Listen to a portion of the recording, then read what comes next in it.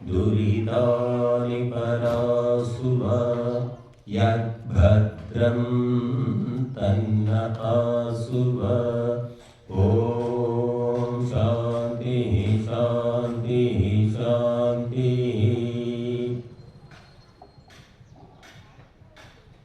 భక్తులారా, బంధువులారా,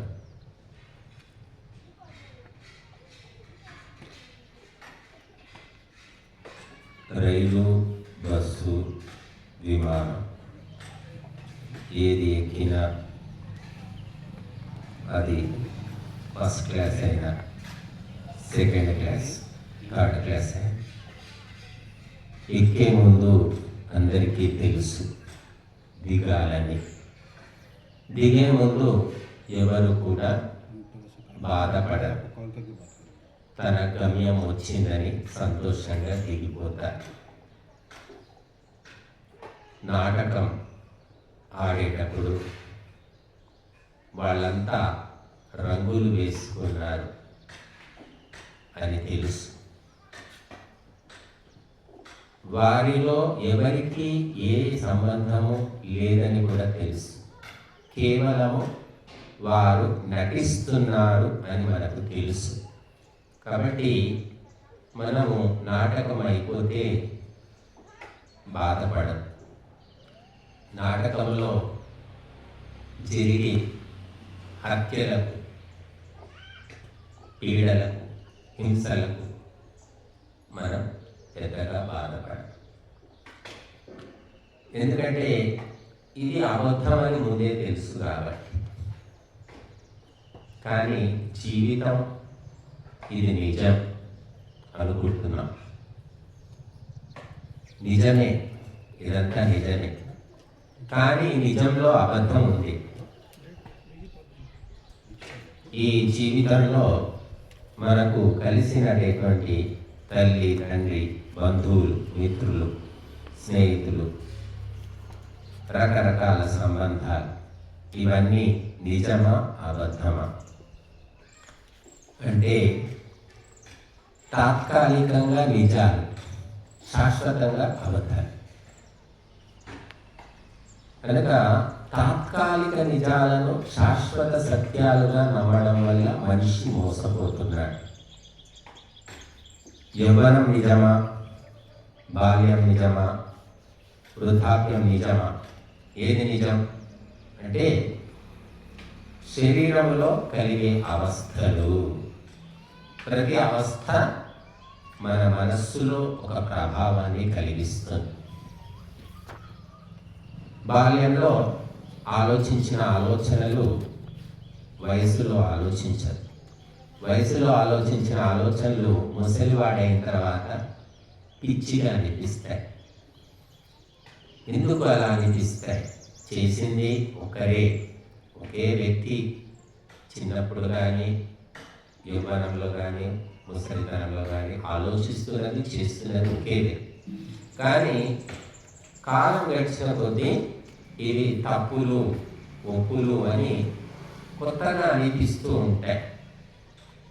కనుక మరి ఏది నిజం, ఏది జీవిత పరమ సత్యం? మీరు 1000 మెట్లు ఉన్న కొండ ఎక్కేటప్పుడు 5వ మెట్టు మీద మీకు కనబడేది వేరు, 100వ మెట్టు మీద కనబడేది వేరు, 500 మెట్టు ఎక్కిన తర్వాత కనబడేది వేరు, చిట్ట చివరి మెట్టు మీద కనబడేది వేరు. ఆ చిట్ట చివరి మెట్టు మీద కనబడేదే అసలైన నిజం, పరమ సత్యం. ఆ చిట్ట చివరి మెట్టు ఎక్కిన వారే మహాత్ములు, మహాపురుషులు అంటారు. వాళ్ళు చూసి, ప్రపంచాన్ని చూసి, దీని పరిణామాన్ని చూసి అన్నీ తెలుసుకొని నిజాలు బట్టబయలు చేసి పోయారు. మనం ఎక్కడున్నాం? 10వ మెట్ట, 50వ మెట్ట, 70వ మెట్ట అక్కడ ఉన్నాం మనం. కాబట్టి ఆ 1000వ మెట్టు, చివరి మెట్టు మీద ఎక్కిన వాళ్ళు చూసింది, చెప్పింది మనకు అర్థం కాదు. అర్థం కావాలంటే డీప్ థింకింగ్ కావాలి. చిన్న పిల్లలను చూడండి మీరు, 2 ఏళ్ల 3 ఏళ్ల పిల్లలు ఉంటారు. వాళ్ళ దగ్గర ఎవరైనా ఒక అమ్మాయి బొమ్మ తీసుకెళ్ళండి, ఎవరు అని అడగండి, ఏమంటాడు? అమ్మ అమ్మ అంటాడు.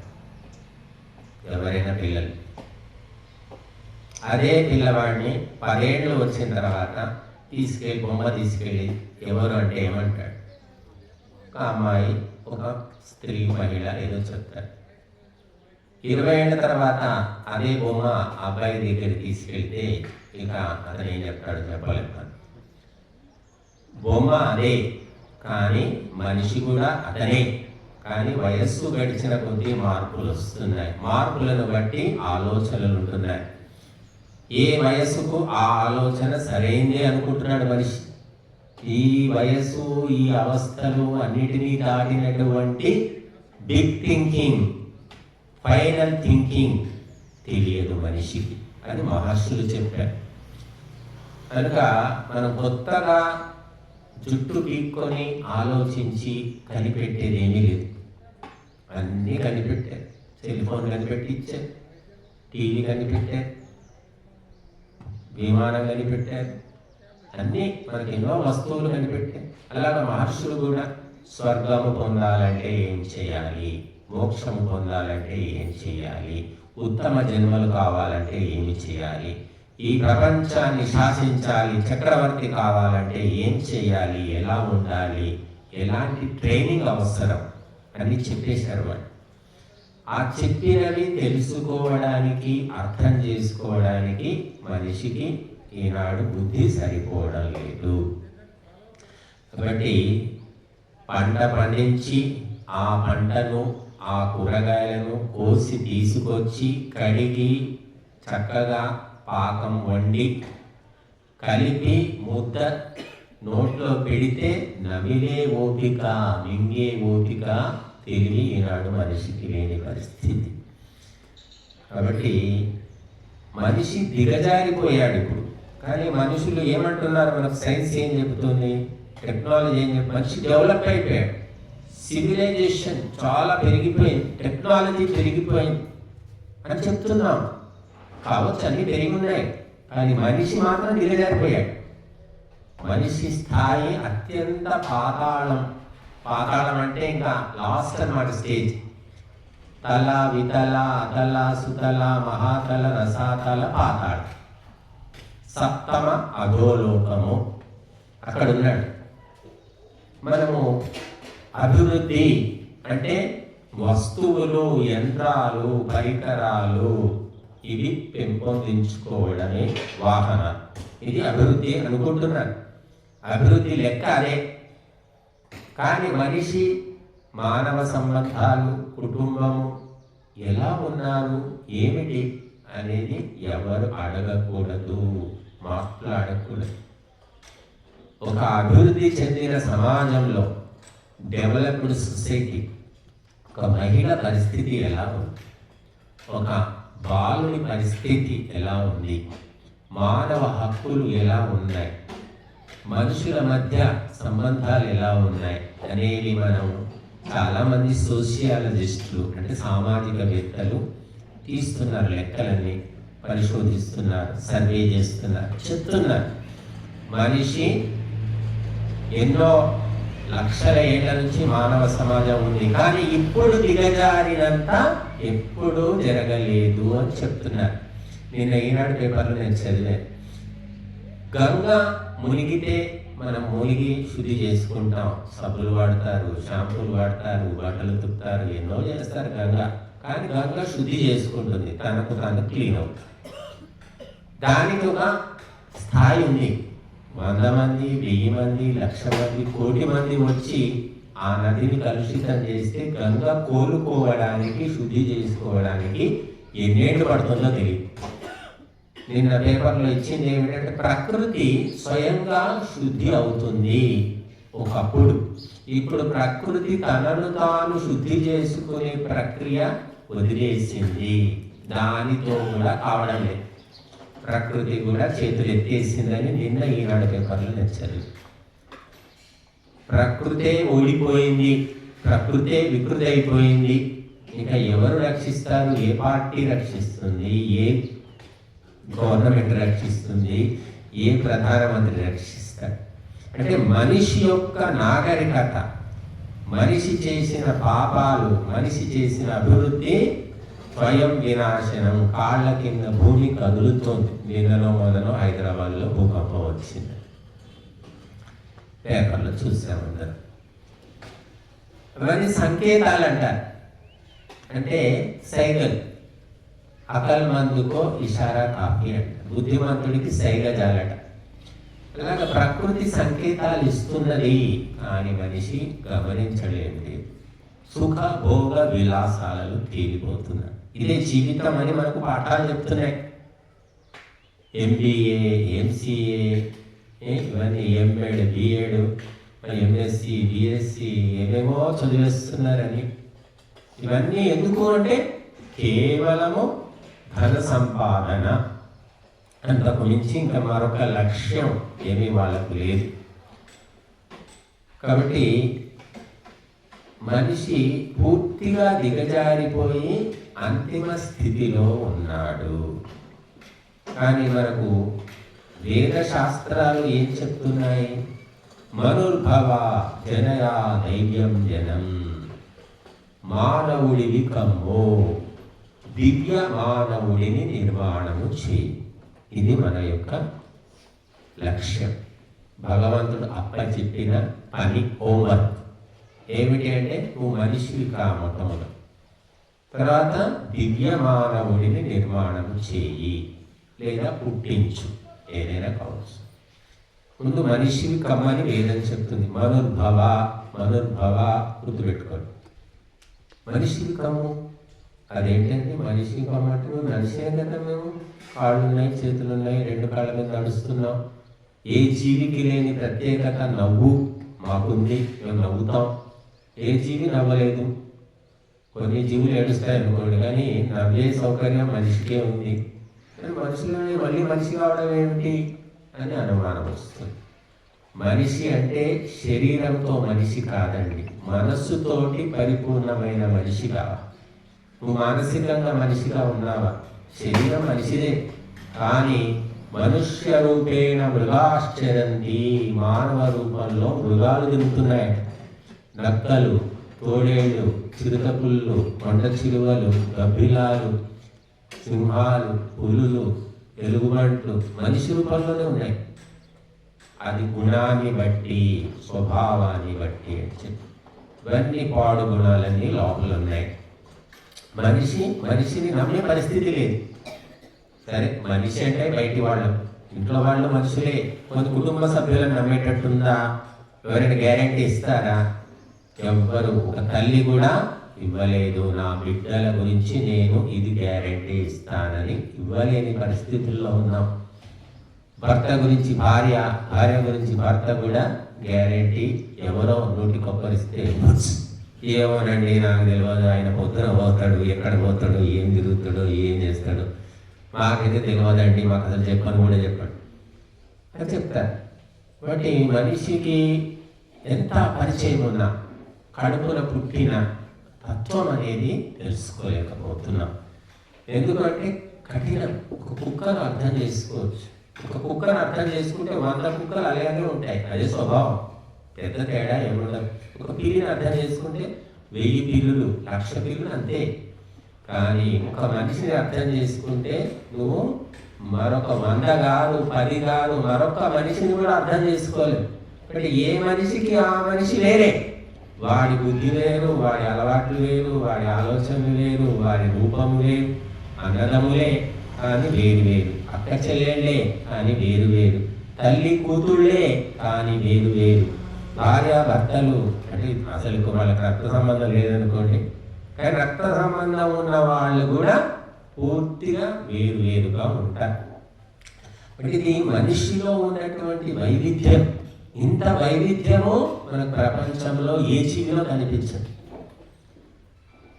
మరి ఈ వైవిధ్యం వల్ల ముందుకు పోతున్నాడా అంటే ముందుకు పోవడం 1 అడుగు, వెనకపోవడం 100 అడుగులు నడుస్తుంది ప్రగతి. కాబట్టి మనిషి కావడం అంటే మననశీలుడు కావడం. గుర్తుపెట్టుకోండి. మనుష్య కస్మాత్ మత్వా కర్మాణి సీవ్యంతి అని నిరుక్తంలో యాస్క మహర్షి చెప్పాడు. What is the definition of man అంటే ఆలోచించి పనులు చేసేవాడు మనిషి అనాలట. ఇంకా మిగతా వాళ్ళు మానవ రూపం ఉంది తప్ప వాళ్ళు మనుషులని చెప్పాలి. ఆలోచించి చేస్తున్నామా? చేస్తున్నాం, అన్నీ కాకపోయినా కొన్ని అయితే ఆలోచించి చేస్తున్నాం. అన్నీ ఆలోచించట్లేదు. ఆలోచన కూడా ఈ జన్మకు ఈ సమయానికి పరిమితమైంది. వచ్చే జన్మ ఏవాడు చూశాడు, ఏం మాట్లాడుతున్నారు మీరు? వచ్చే జన్మ సైన్స్ ఇంత డెవలప్ అయిపోయింది, ఇంకేం జన్మలండి అని వాళ్ళ మాట్లాడేస్తారు. ఇప్పుడు ఈ జన్మలో ఇప్పటి వరకు రేపు బతికేది నువ్వు చూస్తున్నావా? ఇప్పుడు ఉన్న 4 రోజులు మంచిగా తినాలి, తాగాలి, ఎంజాయ్ చేయాలి అని ఇలా మాట్లాడుతున్నారు. బట్ ఇది మనిషి యొక్క దిగజారుడు స్థితి. ఎందుకంటే అన్ని జీవుల కంటే భూత భవిష్యత్ వర్తమాన కాలాలు మూడింటిని కూడా తెలుసుకోగలిగే శక్తి మనిషికి ఉంది. వర్షం వస్తుందో లేదో మనం కనిపెట్టుకోవచ్చు. ఈనాడు శాస్త్రవేత్తలు కూడా చెప్తున్నారు భూకంపాలు ఎప్పుడు వస్తాయి, ఎక్కడ వస్తాయి అని లెక్కలు చెప్తున్నారు. వాళ్ళు సునామీ రావడానికి ముందు కూడా చెప్పారు. అన్నీ చెప్పడం వరకే, కానీ ఆపేది మాత్రం చాతగాదు. ఎవ్వరికి చాతగాదు, తెలుసుకుంటాం. కానీ మళ్ళీ వీళ్ళే చెప్తున్నారు జంతు శాస్త్రవేత్తలు, పశువులకు, పక్షులకు, జంతువులకు ఈ ప్రాకృతిక ఆపదలు ముందే తెలిసిపోతాయి. మనమన్నా యంత్రాలు కనుక్కుంటే చెప్తే మనం తెలుసుకుంటాం, వాటికి స్వయంగా తెలిసిపోతాయి. కానీ ఆ పశువులను కట్టేసి పెట్టడం వల్ల భూకంపం వచ్చే ముందే తెలిసిపోయి తప్పించుకోవడానికి వీలుగాక చచ్చిపోతున్నాయి. గుజరాత్లో భూకంపం వచ్చినప్పుడు అన్ని పశువులను రాత్రి పూట కట్టి పెడతాం. మనం భూకంపం వస్తుందని వాడికి తెలిసింది, కింద మీద ఆ తాడు పట్టుకొని ఊలాడే, తప్పించుకోలేక చచ్చిపోయాయి. మనిషికి తెలియదు, నిద్రలోనే చచ్చిపోయాడు. అంటే ప్రకృతి సిద్ధమైన మానసిక శక్తులు జీవులకు ఉన్నాయి, మనిషికి కూడా ఉండేవి. కానీ మనిషి ప్రకృతి మాయలో పడి అన్ని కోల్పోయాడు. ఒకప్పుడు ఫోన్ లేదు, వాచ్ లేదు, మనిషికి పొద్దున్న బట్టి చెప్పేవాళ్ళు టైం. 70-80 ఏళ్ల కిందట ఎవరికి ఉంది? చేతికి వాచి కూడా ఉండేది.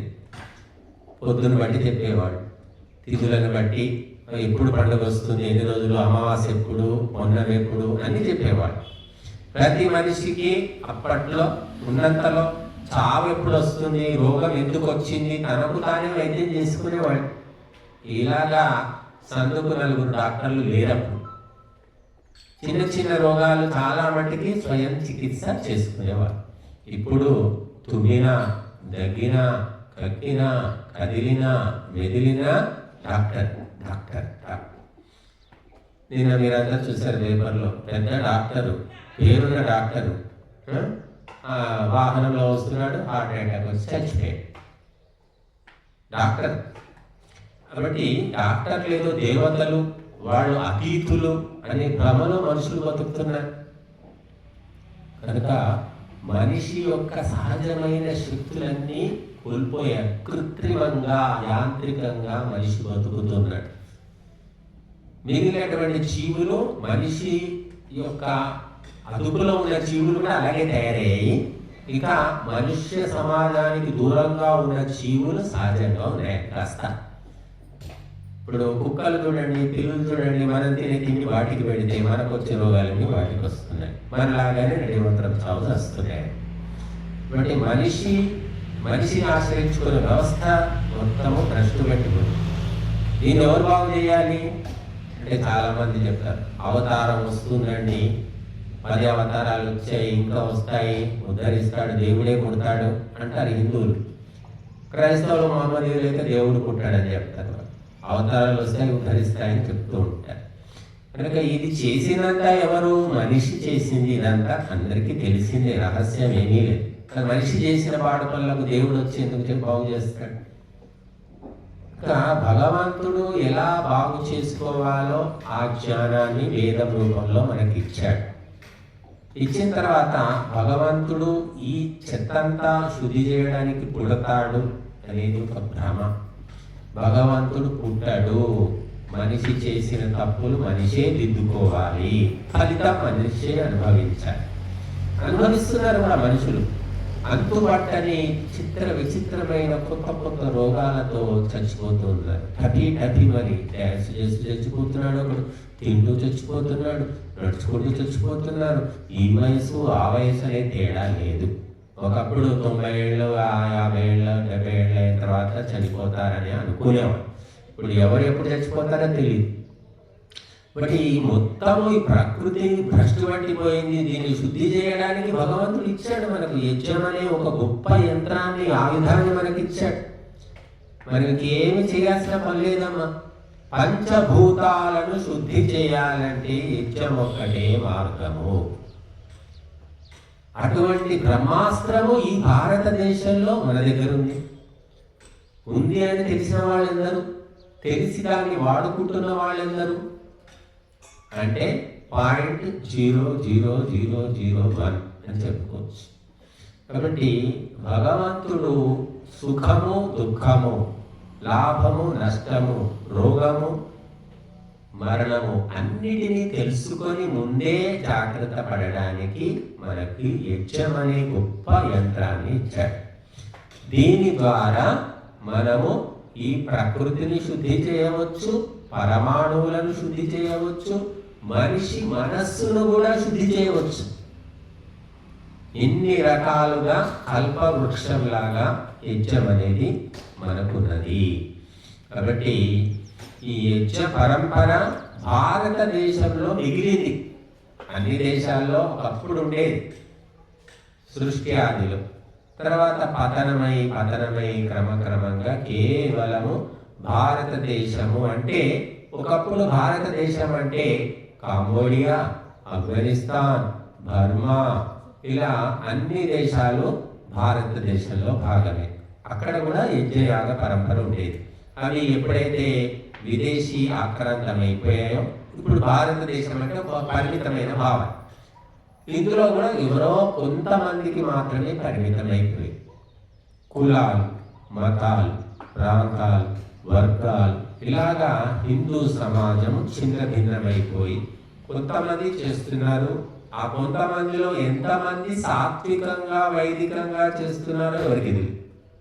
శాస్త్ర ప్రకారం చేసేవాళ్ళు మళ్ళీ అందులో తక్కువ.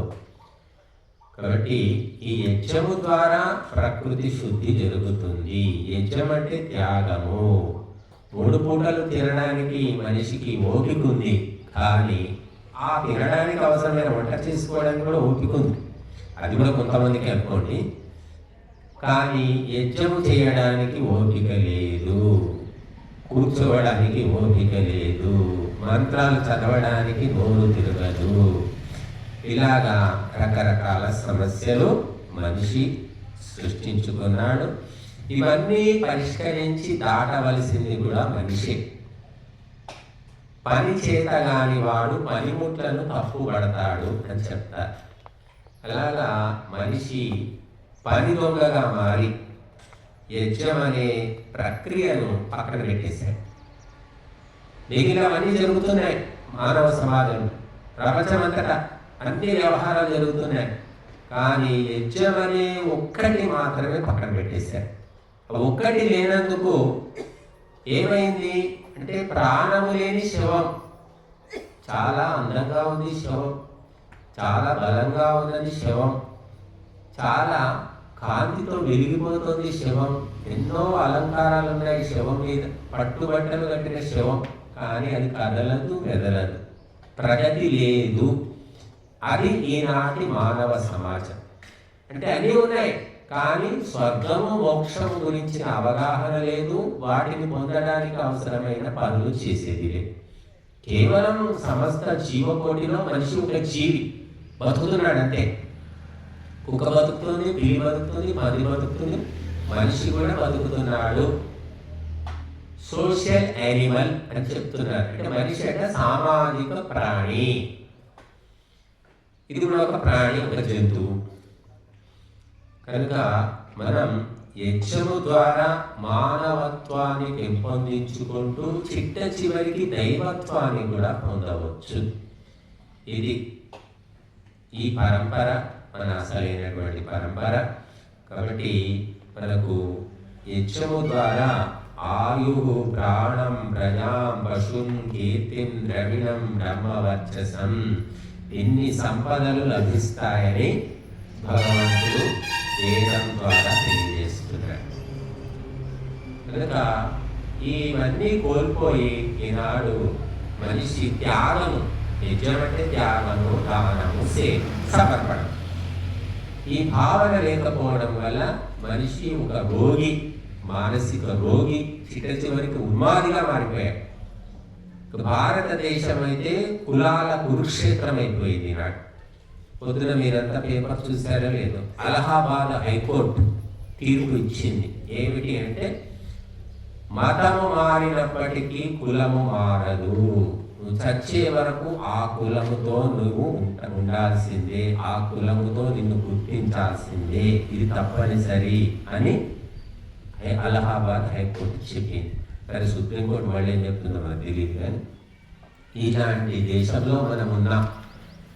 వ్యాసుడే కులమందు వాసిగా జన్మించి, విదురుడే కులమందు విభవముందే, కర్ణుడే కులమందు ఘనముగా వర్ధిల్లే, ఆ వశిష్ఠుడెందు అవతరించే, ఇంపుగా వాల్మీకి ఏ కులంబున పుట్టి, గుహుడను పుణ్యుడే కులము వాడు, శబరియే కులమందు జన్మమెత్తే, నీ కృపాపాత్రులకు జాతి నీతులేలా అని ఒక పద్యంలో చెప్పాడు. భారతదేశ పరంపరలో కులాన్ని అంటే కుటుంబంలో, ఏ కుటుంబంలో అయినా పుట్టవచ్చు మనిషి కర్మను బట్టి.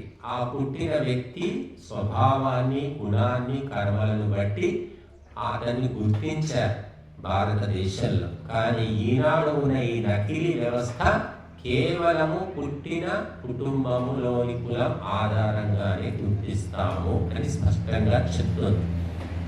వాల్మీకి పోయేవాడు, కానీ వాల్మీకి రాసిన రామాయణం అందరూ చదువుతారు, వాల్మీకి జయంతి అందరూ చేస్తారు. వాల్మీకిని పోయేవాడని ఎవరికి తెలియదు కూడా. వాల్మీకిని మహర్షి అంటాం. వ్యాసుడెవరు?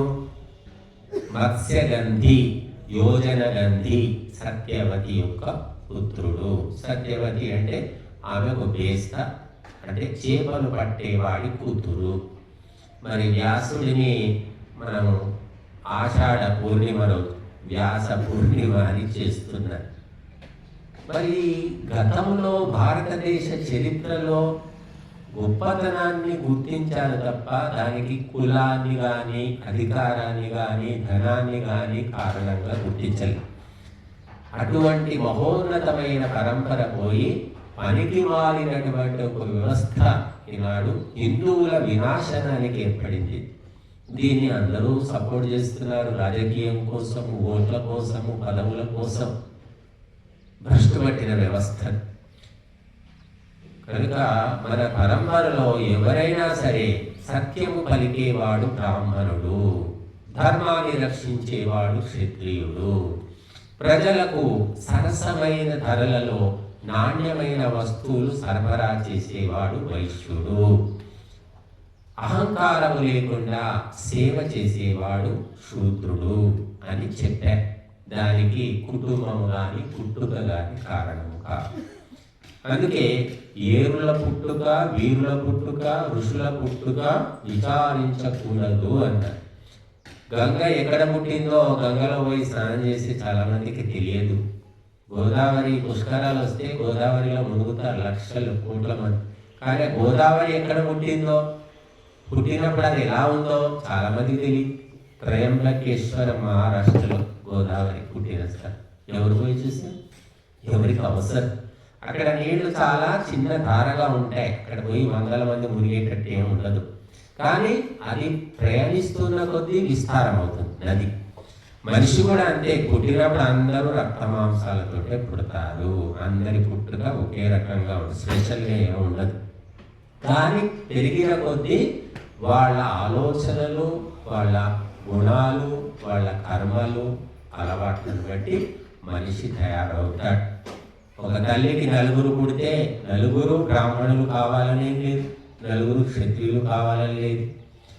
కాబట్టి ఇది సృష్టి యొక్క రహస్యం, ఇది ధర్మ రహస్యం. ఇది తెలుసుకోనటువంటి మూర్ఖులైనటువంటి నాయకులు, నకిలీ మేధావులు భారతదేశానికి మార్గదర్శకులుగా ఉండడమే మనం చేసుకున్న పాపం అనుకోవచ్చు. ప్రపంచంలో ఎక్కడా లేని వ్యవస్థ ఈ భారతదేశంలోనే ఉంది. సరే, పుట్టుకతో కుల వ్యవస్థ అనే దానివల్ల ఎందరో నష్టపోయారని దుమ్మెత్తి పోసి తిరిగి అదే భారతదేశంలో అదే కొత్త రాజ్యాంగాన్ని ఏర్పాటు చేసి అదే పుట్టుకతో వచ్చే కుల వ్యవస్థను ప్రోత్సహిస్తూ బ్రాహ్మణ, క్షత్రియ, వైశ్య, శూద్ర అనేటటువంటి పద్ధతి సరైంది కాదు. దానివల్ల లక్షల మంది నష్టపోయారు. వర్ణ వ్యవస్థ వద్దు అని దాన్ని తరివేశారు. దానికి బదులుగా ఎస్సీ, ఎస్టీ, బీసీ, ఓసీ అని 4 రకాల ఒక విభాగం తీసుకొచ్చారు. దానికంటే మించింది ఇది ఏమి చేస్తుంది? ఈ కొత్త విభాగము అంటే ఇంకా మనుషుల్లో చిచ్చు రేపుతూ ఉన్నది. కాబట్టి ఒక మేధావి బుద్ధి భ్రష్టమైతే అనేకులు నష్టపోతారు. ఒక క్లాసులో ఒక మాస్టారు సరిగ్గా పాఠం చెప్పకపోతే క్లాస్ మొత్తం నష్టపోతుంది. ఒక డాక్టర్ సరైన రోగాన్ని నిర్ధారణ చేయకపోతే రోగి చచ్చిపోతుంది. ఒక తల్లి సరిగ్గా పెంపకం లేకపోతే కుటుంబమే నాశనం. దుర్యోధనుడు, దుశ్శాసనుడు వీళ్ళను సరిగ్గా పెంచకపోవడం వల్ల ఆ గాంధారి కళ్ళకు గంటలు కట్టుకొని నా భర్త గుడ్డివాడు, నేను కూడా గుడ్డిగానే ఉంటాను, అదే పాతివ్రత్యం అనుకుంది. చివరికి కొడుకులు గాలికి పెరిగి చివరికి వంశనాశనానికి కారణమే. కాబట్టి పనికి వారినటువంటి వ్యవస్థను ఈనాడు మనం పోషిస్తున్నాము. అటువంటి రాజ్యాంగాన్ని అమలు చేస్తున్నాం. ఎన్ని రకాల లోటుపాట్లు ఉన్నా దాన్ని సవరించే ప్రయత్నం చేయకపోవడం వల్ల సగటు భారతీయుడు నష్టపోతున్నాడు. ఒక వ్యక్తి ఏ రకమైన క్రిమినల్ రికార్డు ఉన్నా ఆ వ్యక్తి గవర్నమెంట్ జాబ్ పొందడానికి వీలు లేదు. కానీ హత్యలు, దొంగతనాలు, దోపిడీలు, అత్యాచారాలు 100 కేసులున్నా సరే ఒక వ్యక్తి రాజకీయంలో పోటీ చేయవచ్చు, ఎంపీగా పోటీ చేయవచ్చు, ఎమ్మెల్యేగా చేయవచ్చు, ఏ రకంగానైనా చేయవచ్చు. ఇది మన రాజ్యం. జైల్లో ఉండి కూడా ఎన్నికల్లో పోటీ చేయవచ్చు. చూడండి ఎటువంటి రాజ్యం. మేధావులంతా ఇటువంటి వాటి గురించి మాట్లాడే వాళ్ళు లేరు, అడిగే వాళ్ళు లేరు. నాకు 1,00,000 రూపాయలు జీతం, 2 లక్షలు జీతం నాకెందుకు అవసరం? ఇటువంటి మేధావులు విశ్వవిద్యాలయాల్లో కొలువై ఉన్నారు. అందుకే మన భారత పరంపర తెలుసుకోక పుట్టుకను బట్టి ఎవరూ పట్టించుకునే వాళ్ళు కాదండి. బాగా గుర్తుపెట్టుకోండి. భారతదేశ గత చరిత్రలో ఎవరైనా తీసుకోండి. ఇప్పుడు మౌర్య చంద్రగుప్తుడు మహా సామ్రాజ్యం స్థాపించాడు. ఏమిటైన కులం అంటే దాసీపుత్రుడు, ముర అనే దాసికి పుట్టినవాడు. శ్రీకృష్ణదేవరాయ దక్షిణ భారతదేశానికి చక్రవర్తి, సాహితీ సమరాంగణ సార్వభౌముడు. ఆయన కులం ఏమిటో ఇంతవరకు తెచ్చలేకపోయింది. మా కులం అంటే మా కులం అని జనాలకు పోట్లాడుకుంటున్నారు. కానీ ఈ పరిశోధన, పురావస్తు పరిశోధకులు, చరిత్ర పరిశోధకులు ఆయన కులం ఏంటో కనిపెట్టలేకపోయారు. అంటే మనుషుల లోపల ఎటువంటి ఆలోచన ధోరణి ఏర్పడింది ఈనాడంటే ఈ కులం వాళ్ళంతా ఇలా ఉంటారు, ఆ కులం వాళ్ళంతా అలా ఉంటారు, ఇది మంచి కులము, ఇది చెడ్డ కులము, వీడు మనవాడు, వీడు మన కులం కాదు కాబట్టి పరాయి వాడు. ఎంత సంకుచితమైన ఆలోచన ధోరణి మనకు ప్రభుత్వమే దగ్గరుండి అలవాటు చేయిస్తుందో చూడండి. తాగుబోతైనా సరే, తిరుగుబోతైనా, దొంగైనా సరే నా కులము, మనమంతా ఒకటే రా అనేటటువంటి ఒక భావన సమూహము ఈనాడు ఏర్పడింది భారతదేశంలో. ఇది వినాశనానికి. కౌరవులంతా ఒకటే ఒరగబెట్టింది ఏమిటి అంటే చెడుకు సహకరించడం తప్ప. కాబట్టి కులాల పేరు మీద, ప్రాంతాల పేరు మీద, భాష పేరు మీద ఒక్కటయ్యి సాధించేది ఏమీ లేదు. మంచి పని కోసం, మంచి సంస్కరణ కోసం, మంచి మార్పు కోసం, మంచి జీవితం కోసం ఒక్కటైతే మనిషిలో మార్పు వస్తుంది. కనుక మరి యజ్ఞము ద్వారా మానసికంగా, శారీరకంగా, సామాజికంగా, పారివారికంగా, ఆర్థికంగా, ఆరోగ్యపరంగా అన్ని రకాలుగా లాభం ఉంది. ఈనాడు మనం చూస్తున్నాం యజ్ఞ మహత్యము ప్రత్యక్షంగా చూస్తున్నాం. మనం ఎవరో దానం చేస్తున్నారు, ఎవరో వస్తున్నారు, ఎవరో సమర్పిస్తున్నారు, ఎవరో ధాన్యం ఇస్తున్నారు, ఎవరో తింటున్నారు, ఎవరో పోతున్నారు.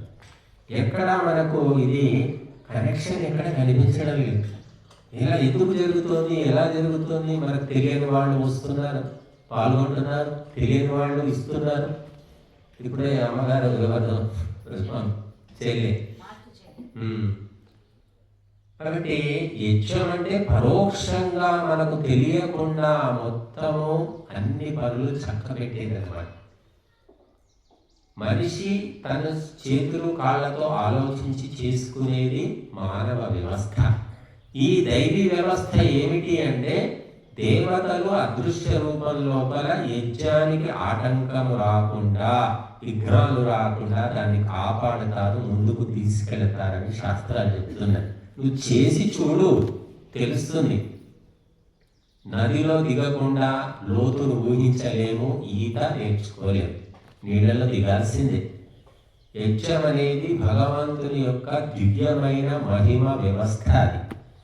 అది శాస్త్ర ప్రకారంగా సాత్వికంగా ఎవరు ఆచరిస్తారో అది ఎప్పటికీ ఆగదు. హైదరాబాదులో మేము 20 ఏళ్ల క్రిందట, ఈ సెల్ ఫోన్లు అవి రాలేదు అప్పటికి, 108 రోజులు యజ్ఞం చేశాం. 4 సార్లు చేశాం, 60 రోజులు ఒకసారి చేశాం, 40 రోజులు 4 సార్లు చేశాం, 1 సార్లు చేశాం. ఎప్పుడైనా మొదలు పెట్టే ముందు ఏమీ ఉండేది కాదు. మొదలు పెట్టినప్పుడు ఎవరు సహాయం లేదు, ఏమీ లేదు. ఇది పరీక్ష కావచ్చు, అది కూడా ఒక పరీక్ష. మొదలు పెట్టాం, రోజు 2 రోజులు 3 రోజులు గడిచిన కొద్దీ అది 108 రోజులు కూడా దిగ్విజయంగా ఉదయం సాయంత్రం భోజనాలు పెట్టి అది చేశాం. అంటే అదేదో మా గొప్పతనం కాదు, యజ్ఞం యొక్క గొప్పతనం. అలాగే చిట్ట చివరి రోజు అందరికో సన్మానాలు చేశాం. ఎప్పుడైతే ఈ సెల్ ఫోన్ వచ్చిందో మాయా మోహిని అన్నమాట అరచేతిలోకి వచ్చేసి మనుషులు పూర్తిగా భ్రష్టు పెట్టారు. దానివల్ల మనము ఎంతో గొప్ప పనులు చేయవచ్చు.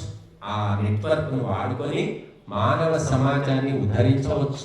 అది కూడా చేస్తున్నారు కొంతమంది, చేయట్లేదని కాదు, కానీ ఎక్కువ మంది భ్రష్టు పట్టిపోతూ ఉన్నారు.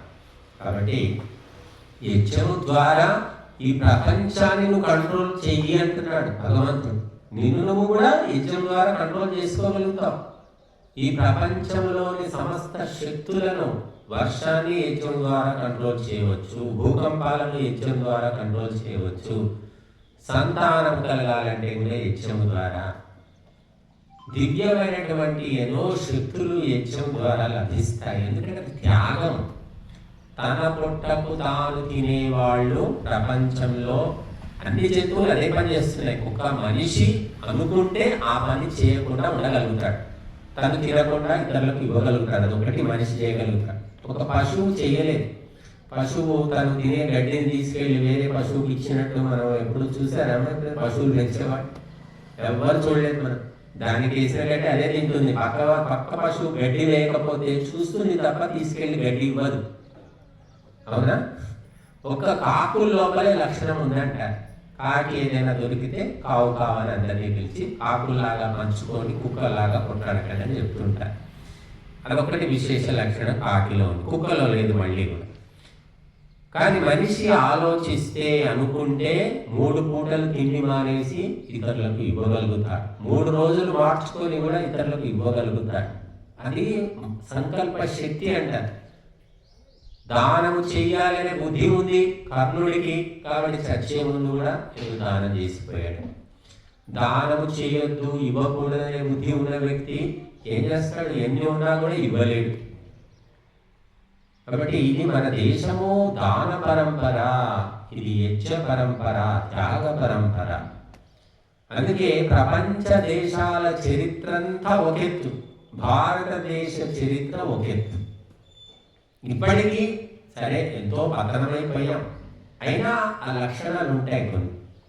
ఇప్పటికీ మన దగ్గర అన్నదానం గొప్పది అనుకుంటున్నాం. అన్నం లేకుండా ఎవరు చావట్లేదు ఇప్పుడు, కానీ ఆ పరంపర కాబట్టి అన్నం వండి అందరికీ తినిపించాడు. కానీ అన్నిటికంటే గొప్ప పరంపర జ్ఞాన పరంపర.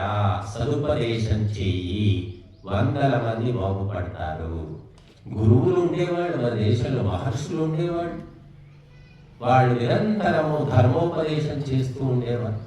ఆ పరంపర పోయింది. నా పొట్ట నింపుకోవడానికి, నేను ఈ జీవితం గడపడానికి ఈ వేషం అయితే బాగుంది, ఇదైతే అందరూ నమ్ముతారు. ఈరోజు పేపర్లో చూశాను, పూజారి వేషం వేసుకొని, ఈరోజు ఈనాడు పేపర్లో చూడండి, పూజారి వేషం వేసుకొని జైన దేవాలయాల్లో వెళ్ళి బంగారం వెండి అన్ని దొంగతనాలు చేస్తున్నాడు. ముసలాయనే ఒక ఉండొచ్చు, 60-70 ఉండొచ్చు. ఫోటో కూడా ఇచ్చారు.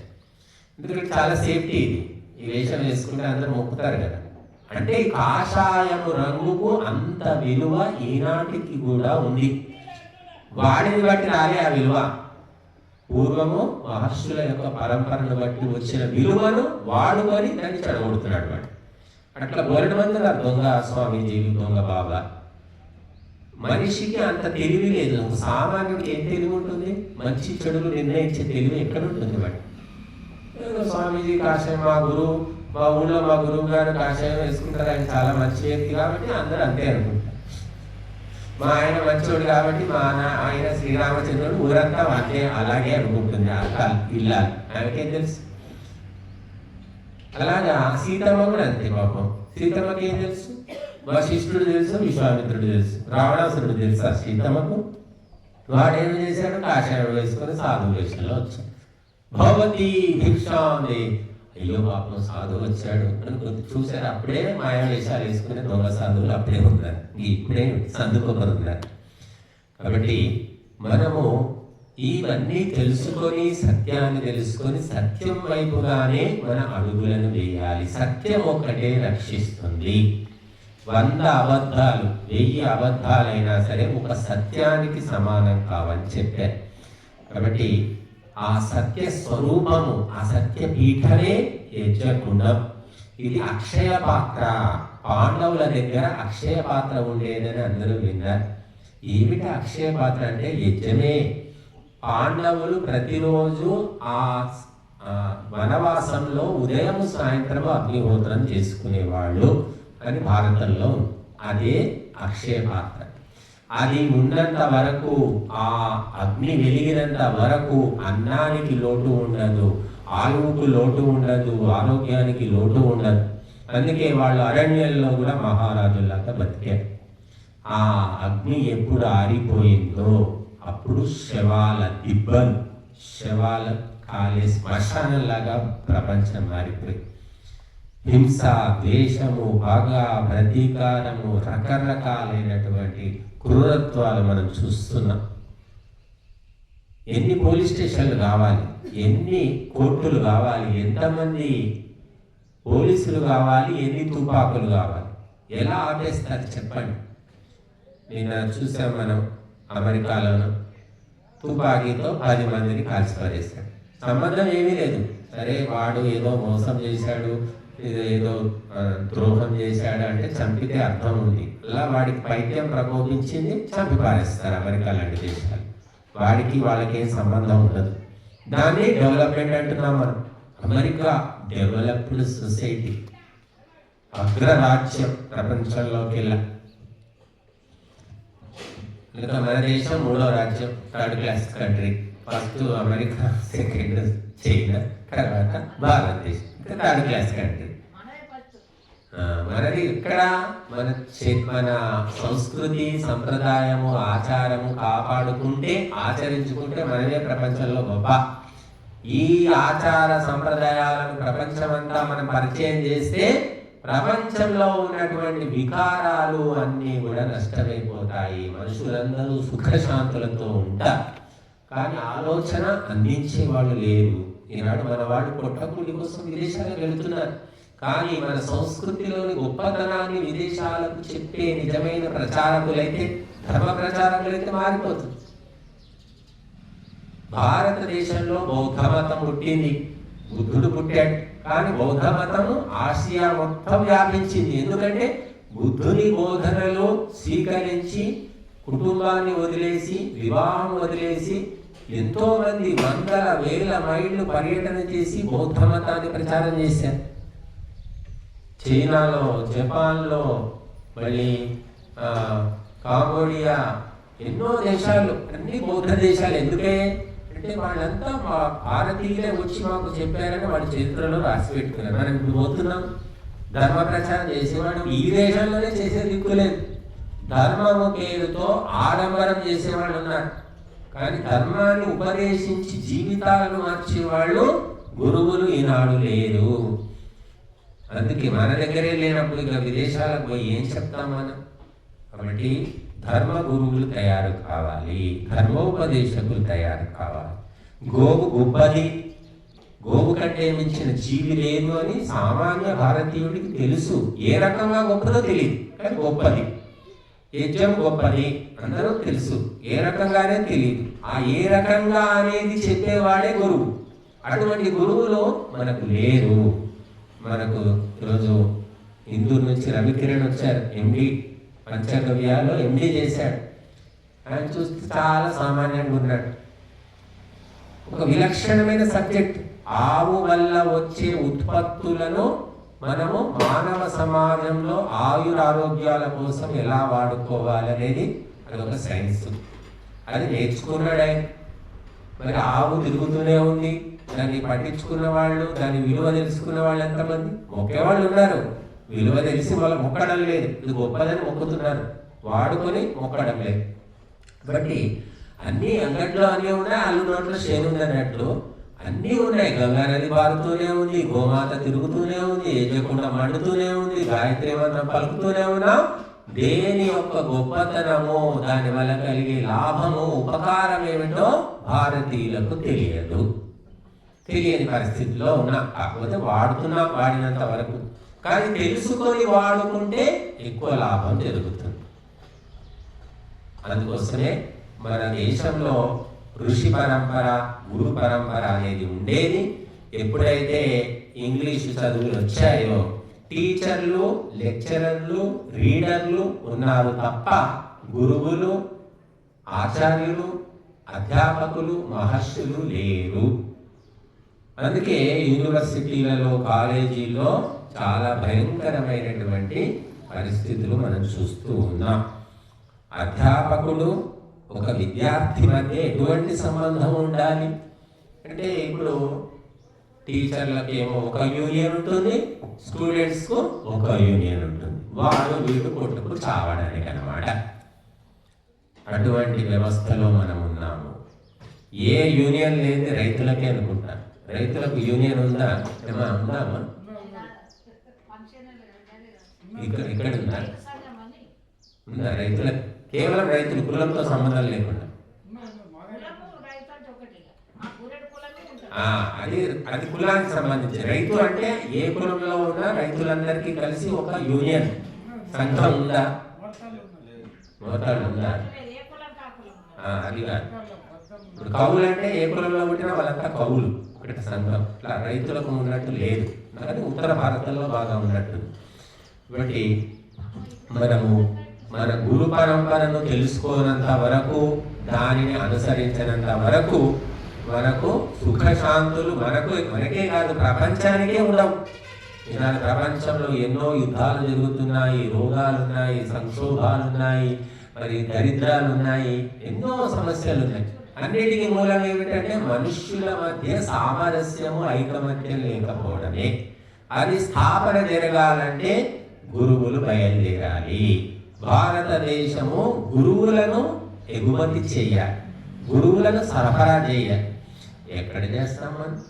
టీచర్లు తయారవుతున్నారు, రీడర్లు లెక్చరర్లు తయారవుతున్నారు కానీ గురువులు తయారు కారు. వారు మరి పుట్టవలసిందే. కాబట్టి ఆ పుట్టే వాతావరణాన్ని అయినా మనం తయారు చేయాలి. వాతావరణం ఉంటే సహజంగానే గురువులు పుట్టుకొస్తారు కనుక మరి అటువంటి వాతావరణము యజ్ఞ వాతావరణము. ఎక్కడ గోశాలలు ఉంటాయో, ఎక్కడ యజ్ఞం ఉంటుందో, ఎక్కడ గాయత్రి పలుకుతుందో, ఎక్కడ ఓంకార జపం జరుగుతుందో, ఎక్కడ సదుపదేశం జరుగుతుందో అక్కడ గురువులు ఉద్భవిస్తారు, తయారవుతారు వాళ్ళు. అందుకే జనయా దైవ్యం జనం అని చెప్తుంది వేదం. నువ్వు మనిషివి కా మొట్టమొదలు, తర్వాత దివ్య మానవుడిని నిర్మాణం చేయి. కనుక మన మొదలు మనిషి కావాలి, మరణశీలుడైన మనిషి, యుక్తాయుక్త విచక్షణ, ధర్మ విచక్షణ కలిగిన మనిషి కావాలి. మనిషి అయినప్పుడు అప్పుడు దివ్య మానవ నిర్మాణం జరుగుతుంది. అందుకోసమే ఈ వైదిక వ్యవస్థ అనేది ఏర్పడింది. ఒక్క అధ్యాపకుడు వందల మందిని, వేల మందిని ఎన్నో ఏళ్ల పాటు బాగు చేస్తాడు, పాఠం చెప్తాడు. 40 ఏళ్ళు పాఠం చెప్తాడంటే 40 ఏళ్లలో ఎన్ని వేల మంది విద్యార్థులను బాగు చేస్తాడు ఒక్క అధ్యాపకుడు. ఒక్క సరైన అధ్యాపకుడు. ఒక చెడిపోయిన అధ్యాపకుడు వారి జీవిత కాలంలో కొన్ని వేల మందిని చెడగొడతాడు. ఈనాడు చెడిపోయిన అధ్యాపకులు కనిపిస్తున్నారు మన శిష్యులతో. వాళ్ళు రకరకాల లీలలు చేస్తున్నారు, వేధిస్తున్నారు, హింసిస్తున్నారు, భయపెడుతున్నారు. ఇది దుష్ట పరంపర వచ్చేసిందనమాట.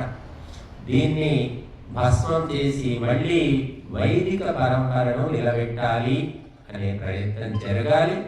అందుకు ఇలాగా ఈ రవికిరణ్ లాంటి కొందరు వ్యక్తులు మరి ముందుకు వస్తున్నారు. మరి ప్రేరణ ఎలా దొరికిందో నాకు తెలియదు. కనుక అలా 100కో 1,00,00,000కో ఒక్కరు ఉన్నారు, లేరని కాదు. ఎక్కువ మంది ఉంటే తొందరగా సమాజంలో మార్పు వస్తుంది. ఆ ఎక్కువ మంది ఆ సందేశం అందాలని, ఆ మార్పు వచ్చి ఈ ప్రపంచమే మరి స్వర్గధామం కావాలని కోరుకుందాం.